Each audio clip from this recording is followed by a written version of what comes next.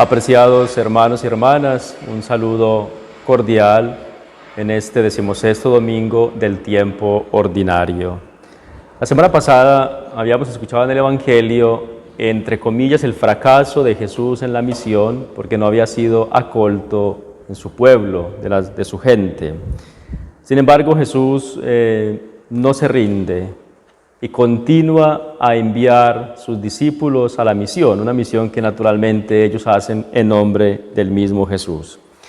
El Evangelio de hoy comienza precisamente recordando o contándonos que los discípulos regresan de la misión muy contentos, muy entusiastas, porque parece que a ellos les fue mucho mejor todavía que a Jesús la semana pasada. Entonces se reúnen alrededor de Jesús. Se reúnen para contarle qué hicieron, cómo les fue, qué no hicieron, etc. Y esto ya nos invita a pensar una cosa: cada uno de nosotros tiene una misión, y nuestra misión, nuestra tarea, debería comenzar siempre teniendo como origen Jesús y como fin Él mismo. Es decir, esto nos remite al tema, por ejemplo, de la preguiera. Es decir, cuando nosotros tenemos que cumplir una misión, comenzamos presentándola a Jesús, racontándole aquello que vamos a hacer, pidiéndole su luz, y al terminarla venimos también a contarle también en un cierto modo, a evaluar aquello que hicimos. Porque piensen que para adquirir una sensibilidad evangélica, es decir, para tener el sabor del Evangelio en nuestra vida, es necesario escucharlo continuamente. Y para que nuestra palabra lleve dentro de sí una fuerza capaz de tocar la persona en su corazón, hay que primero necesariamente escuchar a Jesús, es decir, estar en intimidad con Él. Después de que ellos le han contado a Jesús lo que han hecho, Jesús les tiene preparado un momento especial. Les dice: bueno, ustedes están muy cansados, vengan para que descansen un poquito, porque era tanta la gente que iba y venía que no tenían tiempo ni para comer. Una realidad que también hoy sucede, sobre todo a ciertos sacerdotes que tienen, digamos, parroquias muy grandes, que tienen demasiado trabajo, que muchas veces no les queda tiempo ni para alimentarse. Y los discípulos, entonces, naturalmente se dejan invitar por Jesús y se van a vivir este reposo. Un reposo que toca también a nosotros. Miren que a veces nosotros vivimos unas carreras, una ansiedad, hacemos mil cosas al mismo tiempo, corremos de aquí, corremos de allá, y no siempre nuestras obras se vuelven fecundas, porque nos mueve más la ansiedad, la preocupación, los nervios por hacer, pero al fin y al cabo no reflexionamos, no nos detenemos, no pensamos lo que debemos decir y lo que debemos hacer. Pero cuando Jesús se va con sus discípulos a este reposo, la gente que se siente atraída de esta bella comunidad y sobre todo que se sienten atraídos de la palabra de Jesús, van detrás de ellos. Es más, llegan primero que ellos. A este punto, cuando Jesús baja de la barca, es decir, va al encuentro de esta comunidad que lo necesita, ve esta folla, es decir, la mirada de Jesús es diferente. Nosotros podemos ver la gente como una masa de personas, pero no darnos cuenta de la necesidad que tienen, de cómo podemos ayudarles, de cómo podemos venir al encuentro de ellos. En cambio, Jesús tiene una mirada particular. Es más, dice el Evangelio que sintió compasión porque estaban como ovejas que no tienen pastor. ¿Quién es esta gente? Es también la gente de hoy. Somos también nosotros que tenemos sed de Dios, que tenemos hambre de Dios. Existe en el mundo una grandísima sed de infinito, y por eso pululan diferentes sectas, diferentes grupos, la superstición, porque todos andamos buscando alguna cosa. Entonces, si no encontramos un torrente de agua pura, terminamos bebiendo agua sucia, agua vinagre, por decir algo. Entonces yo creo que el cristiano está llamado a saciar la sed de Dios, el hambre de eternidad, pero naturalmente primero él tiene que alimentarse de Jesús para poder ofrecerla. Y Jesús sintió compasión de esta gente y, dice el Evangelio, se puso a enseñarles.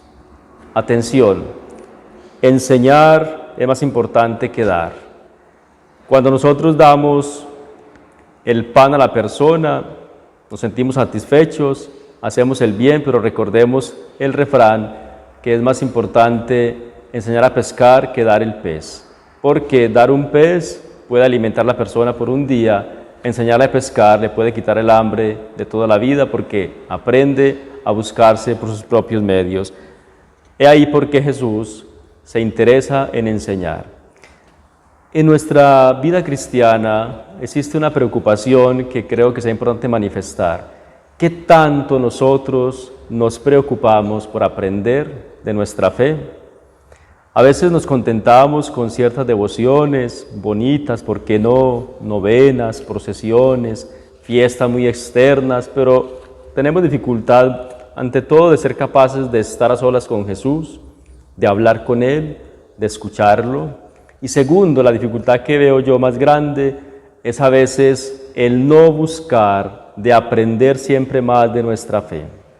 Y sobre todo de buscar allí donde encontramos las enseñanzas serias, aquello que nos enseña la iglesia, no lo que enseña un grupito que salió por ahí de la nada o la secta que va tocando las puertas con un discurso que no es parte de la doctrina de la iglesia. Cuando el párroco nos invita a un curso bíblico, ¿cuántos participamos?